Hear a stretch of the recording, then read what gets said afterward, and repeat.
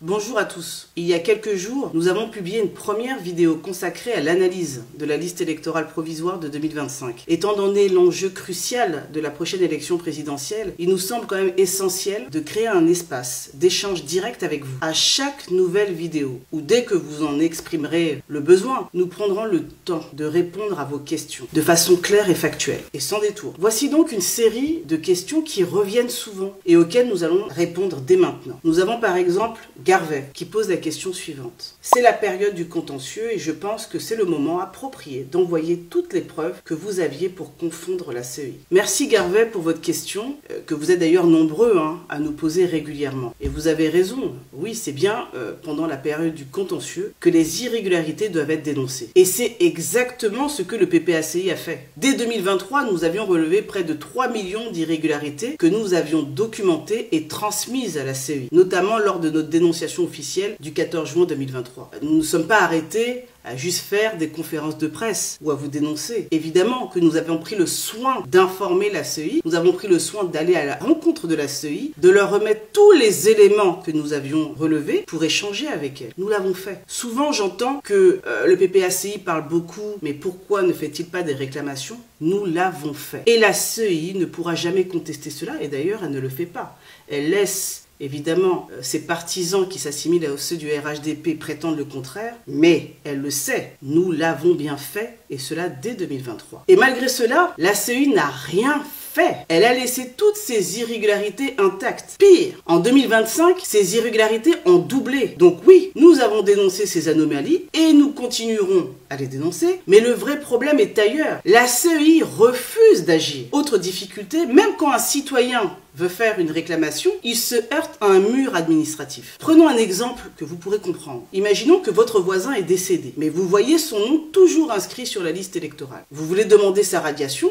Très bien. Mais la mairie ne vous donnera jamais son acte de décès. C'est normal. Vous n'êtes pas un membre de la famille. Et sans acte de décès, votre réclamation sera rejetée. Le comble, c'est que la CEI, elle peut légalement demander ce document à la mairie. La loi lui donne ce pouvoir, mais elle refuse de le faire. Résultat, des milliers de morts restent inscrits. Non pas par erreur, mais par refus volontaire de la CEI d'utiliser les moyens légaux mis à sa disposition. Et puis, effectivement, il y avait beaucoup de personnes qui étaient mortes, qui sont mortes, effectivement, sur la liste électorale. Maintenant, pourquoi vous cherchez une preuve? Comment? Pourquoi vous cherchez une preuve? Merci beaucoup. Pire encore, la CEI exige que les citoyens fournissent des preuves que seule l'administration détient tout en refusant d'ouvrir un audit indépendant de son propre fichier. C'est donc l'un double verrou. On empêche les citoyens d'agir et on refuse de faire le travail que la loi impose. Voilà comment on fabrique un fichier électoral suspect, non fiable et dangereux pour la démocratie. Deuxième question qui nous est posée, pourquoi dit-on que la CEI ne respecte pas l'article 7 du Code électoral? Est-il facultatif ou obligatoire? Alors commençons par le commencement. Que dit exactement l'article 7 du Code électoral? Il précise que la liste électorale doit contenir les éléments suivants, et qui figurent dans le Code électoral. La liste électorale contient les éléments d'identification des électeurs, à savoir le numéro d'ordre, le numéro d'enregistrement unique, nom et prénom, date et lieu de naissance, sexe, profession, domicile, nom et prénom du père, date et lieu de naissance du père, nom et prénom de la mère, date et lieu de naissance de la mère, photo d'identité et enfin empreinte digitale de tous les doigts en code barre. Où est-ce qu'il est écrit que ces informations sont facultatives? Nulle part. Cet article est clair, précis et impératif. Il ne s'agit pas d'une liste à la carte où l'on coche ce qui nous arrange. Tous ces éléments sont obligatoires. Et si par absurdité, on considère que tout cela est optionnel, alors allons jusqu'au bout. Autant faire une liste électorale sans nom, sans prénom, sans photo et sans empreinte. Autrement dit, une liste fantôme. Soyons un peu sérieux. Le problème, c'est que la CEI n'a pas respecté cette obligation. Et au lieu d'assumer, elle cherche à détourner l'attention avec des cas exceptionnels. Des enfants nés sous X, des personnes sans doigts ou des citoyens sans profession. Mais il ne faut pas se laisser berner. Ces cas sont marginaux et encadrés par la loi. Ce qui est en cause ici, c'est une faille généralisée et la décision délibérée d'enrôler massivement, sans vérification, sans recoupement, sans exigence de rigueur. La loi n'est pas une option. Elle est la garantie de la transparence et donc de la souveraineté populaire. Et c'est cela que la CEI est censée protéger, pas contourner. Troisième question qui nous a également été adressée par mail et qui est la suivante. L'application stricte de l'article 7 ne revient-elle pas à exclure les personnes nées sous X, sans mère ou père connu, ou amputé d'une main, ou encore des personnes qui n'ont qu'un seul prénom, alors que le mot prénom est écrit au pluriel dans le code électoral? Évidemment que non, mais soyons honnêtes. Est-ce qu'il y a 6 millions d'Ivoiriens amputés de leurs mains? Est-ce qu'il y a 6 millions d'Ivoiriens qui ignorent l'identité de leurs parents? Poser la question, c'est déjà y répondre. Les exemples agités par la CEI, personnes sans doigt, enfants nés sous X, sont des cas exceptionnels, parfaitement encadrés par des régimes dérogatoires, et ne peuvent en aucun cas justifier une désorganisation à l'échelle nationale. L'absence d'un doigt, par exemple, n'empêche pas l'enregistrement biométrique. Les systèmes modernes, ceux de l'ONESI inclus, prennent en compte les cas particuliers et enregistrent cette donnée comme telle. Le pluriel dans le mot prénom ne signifie pas qu'il en faut obligatoirement 2 au moins. Le droit civil reconnaît parfaitement les personnes ayant un seul prénom. Insinuer le contraire, c'est confondre la grammaire avec le droit. Ne pas avoir une profession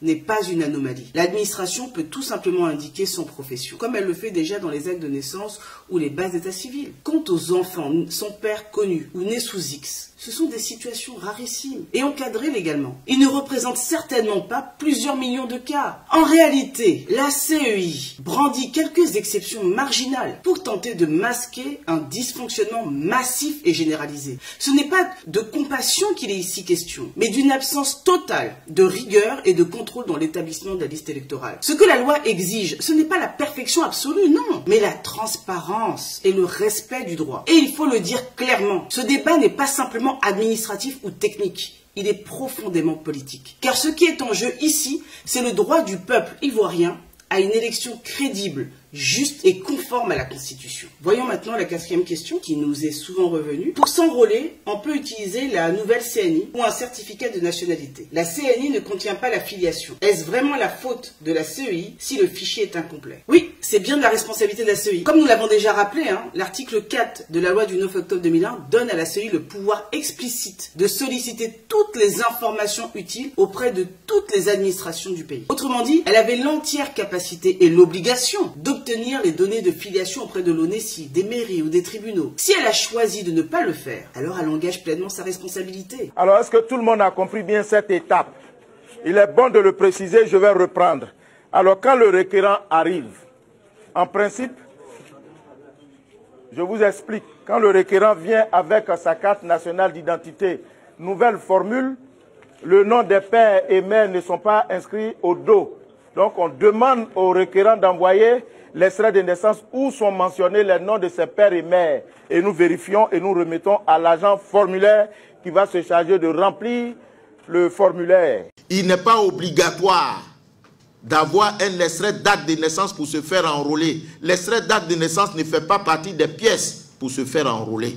Quand le citoyen vient avec sa carte nationale d'identité, il n'est point besoin de lui demander un extrait d'acte de naissance. Le fichier est incomplet, non pas par manque d'informations disponibles, mais parce que la CEI a refusé de faire les vérifications nécessaires alors qu'elle en avait les moyens, le droit et le devoir. Alors bien sûr, vous allez voir, elle brandira sûrement le décret du 5 septembre 2024 qui fixe les modalités de révision de la liste électorale. Elle vous dira que ce décret prévoit qu'un électeur peut s'enrôler avec une CNI en cours de validité, un récépissé d'enrôlement de l'ONESI ou un certificat de nationalité. Elle le fera. Mais ce que la CEI ne vous dira jamais, c'est que ce décret a été élaboré sur sa propre proposition. Oui, c'est la CEI elle-même qui a proposé ce texte. Regardez bien le décret. Il est écrit sur proposition de la CEI. Donc si ce décret est insuffisant pour garantir le respect de l'article 7 du code électoral, la CEI ne peut s'en prendre qu'à elle-même. Et le plus grave, c'est que même avec la nouvelle carte d'identité, la CEI avait un moyen simple d'obtenir la filiation des électeurs. Il lui suffisait de transmettre à l'ONESI le numéro NNI qui figure sur la CNI. En retour, l'ONESI peut fournir la filiation complète du titulaire. C'est un processus normal qui peut être utilisé. Alors la première étape, c'est l'identification. Il faut identifier le citoyen dans un état donné pour qu'il puisse remplir les conditions d'exercice de ses droits dans l'État. Tant que le citoyen n'est pas identifié, il ne peut pas exercer ses droits. D'où la nécessité de l'identifier. Mais là encore, la CEI a préféré ne rien faire. Elle a choisi l'enrôlement à la chaîne, sans croisement, sans contrôle, sans vérification, pour ensuite se cacher derrière des pièces incomplètes qu'elle avait pourtant les moyens de compléter. Et puisque la CEI aime parsemer ses réponses de locution latine, croyons que ça la rend intelligente, en voici une qui va parfaitement. Nemo auditur propriam turpitudinem allegans. Tous les juristes la connaissent. Nul ne peut se prévaloir de sa propre turpitude. En clair, la CEI ne peut pas proposer des règles, les appliquer mal, puis prétendre qu'elles sont à l'origine des dysfonctionnements qu'elle a elle-même provoqués. Voyons maintenant une question qui nous a été posée par Ricky Sanogo. Je le cite: « Je vous remercie pour cette analyse pertinente. Une question subsiste néanmoins. Ces 6 millions d'erreurs d'écriture sur la liste électorale, depuis quand sont-elles présentes ? Or, entre 2011 et aujourd'hui, seulement 3 millions d'électeurs se sont ajoutés à la liste. Pourquoi le PPACI, ex-FPI, alors au pouvoir et majoritaire, n'a-t-il pas engagé de mesures correctives pour résoudre ce problème ? Je serai reconnaissant de votre éclairage sur ce point.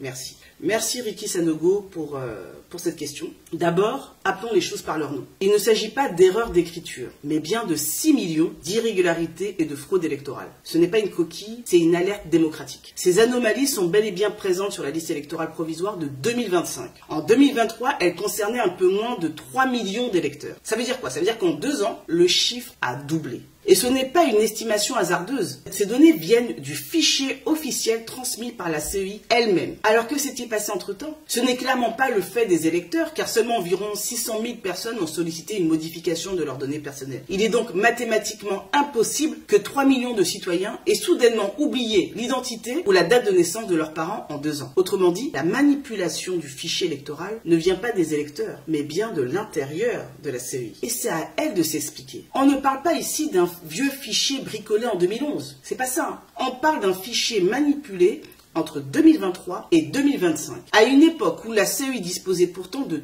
tous les moyens technologiques, humains et financiers, notamment un budget de 27 milliards de francs CFA pour faire un travail propre et rigoureux. La Commission électorale indépendante est consciente de l'importance et de la délicatesse de sa mission qui lui a été confiée par le constituant et le législateur, et de son impact sur la paix et la cohésion sociale.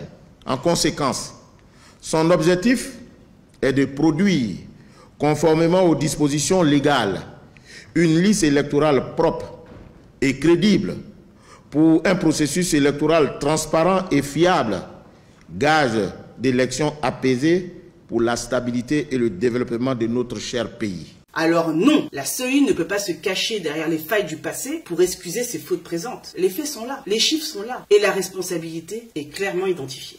Dernière question qui nous a été posée. La CEI dit que ces erreurs sont la conséquence d'une circulaire de 2008 signée par le Premier ministre Guillaume Soro. N'êtes-vous pas responsable? Bon, là on touche le fond de la créativité juridique. De façon CEI, franchement. Sortir une circulaire de 2008 pour justifier l'inapplication d'un article de loi issu d'une ordonnance de 2020, c'est à la fois pathétique, absurde et révélateur. D'abord un petit rappel de base en droit. Une circulaire n'a aucune valeur normative supérieure à une loi. Elle ne peut ni modifier, ni suspendre un texte législatif. Elle sert au mieux à accompagner l'application d'une loi déjà existante, mais pas à réécrire l'avenir. Et pourtant, la CEI veut nous faire croire que cette circulaire de 2008 interprète déjà l'article 7 du Code électoral, adopté en 2020. Soit 12 ans plus tard. On avait déjà vu, grâce à la CEI, des électeurs plus âgés que leurs parents, des mères accouchant à 160 ans, et même des pères encore à naître en 1953. Maintenant, place au dernier exploit, des circulaires qui remontent le temps pour interpréter des lois futures.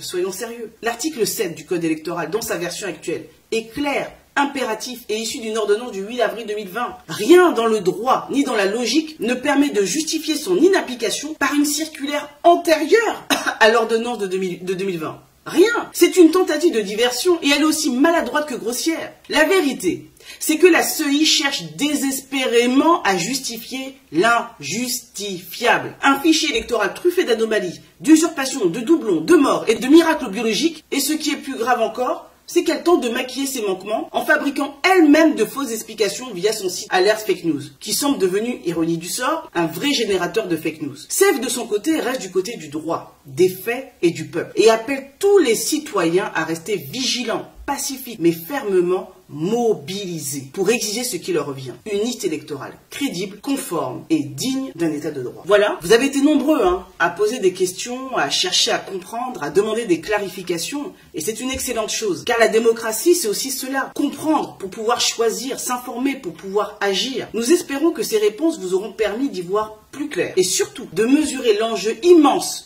que représente l'assainissement de notre liste électorale. Ce combat n'est pas celui d'un parti politique, c'est celui de tous les citoyens qui veulent une élection transparente, crédible et juste. Et ce combat, il ne se mène pas seulement sur les réseaux, il se mène dans les commissions locales, dans les réclamations, dans la vigilance quotidienne. Alors restons mobilisés, solidaires et déterminés, parce que le vote du peuple ne se marchande pas, ne se trafique pas, ne se vole pas. À très bientôt pour d'autres réponses, d'autres vidéos et surtout d'autres actions. Le combat continue, ensemble. La team, dans cette vidéo, Maître Habiba Touré a joué au jeu des questions-réponses. Et vous avez vu, elle a brillamment répondu. Et a mis cela, des réponses à côté des preuves palpables que personne n'en ignore. Est-ce qu'avec cette vidéo, vous avez encore un doute sur l'implication de Coulibaly Kubier? Je sais que vous n'avez même pas un doute. Ça veut dire tout ce qu'on fait là pour essayer de vous prouver quoi que ce soit, vous le savez déjà. En réalité, tout ce qu'on sortira comme preuve ne va rien changer en vous. Parce que vous êtes déjà foncièrement mauvais. Ça veut dire, vous n'êtes pas là pour soutenir un projet politique. Si c'était ça, vous serez en mesure de contredire ce projet quand vous sentez qu'il ne suit pas son terme. Qu'il ne se suit pas et que les promesses qu'on vous a faites sont des faux. Vous êtes là pour soutenir un homme parce que vous pensez qu'il vient de la même ethnie que vous, de la même région géographique que vous, du même village que vous. C'est pourquoi vous soutenez celui-ci. Et du coup, peu importe ce qu'on va vous apporter comme preuve, vous allez décliner ces preuves-là. Quand vous demandez à Maître Habiba Touré de partir au contentieux, démontrer que tous les 6 millions de personnes sont bien évidemment inscrits à l'irrégulière dans les listes électorales, vous voulez qu'elle obtienne les documents comment? Alors qu'elle essaye de vous expliquer ça tout le temps. Est-ce qu'on avait même besoin de cette vidéo pour encore expliquer? Mais bon, la dame, elle fait son boulot. Mais nous avons une partie du peuple qui a déjà compris, qui est déjà convaincu. Et nous avons une autre partie qui est convaincue, mais qui s'en fout. Ça veut dire qu'ils savent ça, mais ils s'en foutent. Regardez bien comment ils sont. Ils n'ont pas peur d'acclamer quelqu'un qui dit qu'il va tuer les autres. Donc, ne vous inquiétez pas. Pour ceux qui viennent derrière les postes, insulter, dénigrer, diffamer, vous traiter de tous les noms, sachez tout de suite d'où ils viennent. Parce que tous ceux qui ont soif de la vérité, tous ceux qui ont soif du changement ne sont jamais dans cette optique-là. Ils sont dans l'optique de la recherche. Même quand ils font un commentaire en bas de votre post, ça sera toujours un commentaire constructif. C'est du genre de commentaire que même si vous avez fait des erreurs, vous n'avez pas du mal à reconnaître ces erreurs, à les écouter et à vous améliorer. Mais il y en a d'autres là qui ne sont pas là pour quoi que ce soit. Ils sont juste là pour vous déranger parce qu'en fait, ils soutiennent un homme qui est au pouvoir qui s'appelle Alassane Ouattara et apparemment, il est musulman comme eux, c'est tout. Et c'est où il y a le véritable problème. Parce que ce n'est pas ça la politique. La politique, c'est un combat d'idées. Et quand vous n'avez, c'est-à-dire quand vous voyez que même celui que vous soutenez donne des idées qui ne sont pas acceptables, vous devez avoir la grandeur de le dire. Ce qui fait qu'il manque d'objectivité la plus totale, au point où, même quand les enseignants grèvent pour un bien le plus, c'est-à-dire le plus reconnu par tout le monde, c'est-à-dire pour un droit le plus légitime par tout le monde, vous avez quand même des gens qui essaient de les mettre les bâtons dans les roues, comme quoi ils veulent que ces enseignants partent, donner des cours, éduquent nos enfants, et que eux, ils meurent sans avoir préparé leur retraite, qui travaillent sans prime, sans rien. Mais non, arrêtez ça. Nous savons que ce qui se passe aujourd'hui par des enseignants, le porte-parole là des enseignants aura un problème tôt ou tard. Nous avons vu ça à la FESI ici. Il est fort, mais si Ouattara est au pouvoir, tôt ou tard, ils vont faire sauter ce monsieur. Tôt ou tard, d'une manière ou d'une autre, ils vont achever ce monsieur-là. Alors il est grand temps, je le dis très bien, il est grand temps de faire que ce gouvernement part pour qu'il puisse avoir une certaine liberté. Je vois des gens qui posent des questions de savoir qu'on parle aujourd'hui des enseignants, que le président Laurent Gbagbo les payait combien? À son temps, les gens avaient combien comme salaire? Le SMIC était à combien? J'ai envie de vous dire quelque chose qui est simple. Et là, c'est ma sortie de vidéo. Il faut savoir qu'au temps du président Laurent Gbagbo, les maisons étaient moins chères. Pour louer un appartement, une maison, il n'en demandait pas beaucoup. La viande était moins chère, le carburant était moins cher, l'huile était moins chère, les condiments étaient moins chers. En fait, la vie était moins chère. Donc, quand vous voulez comparer les salaires de l'époque, essayez aussi de comprendre le coût de la vie de l'époque. Ce n'est que comme ça qu'on peut comprendre. Donc, n'essayez pas de manipuler les gens. À l'époque du président Laurent Gbagbo, la vie était tellement moins chère. Mais Alassane Ouattara estimait déjà que c'était cher. Aujourd'hui, la vie, le coût de la vie en Côte d'Ivoire est tellement élevé, alors que les salaires ne sont toujours pas payés, les primes ne sont toujours pas données. À un moment donné, il faut bien que les gens grèvent pour avoir ce qui leur est dû. C'est aussi simple que ça. Donc la team, il y a des gens à qui on ne va pas prouver quoi que ce soit parce qu'ils savent déjà la vérité, mais ils s'en foutent tout simplement. Alors on continue à faire notre travail pour conscientiser ceux-là qui sont vraiment des libres penseurs, qui peuvent aimer un leader, mais savoir raison garder et savoir que s'il a fauté, on peut dire à ce leader la vérité. C'est tout.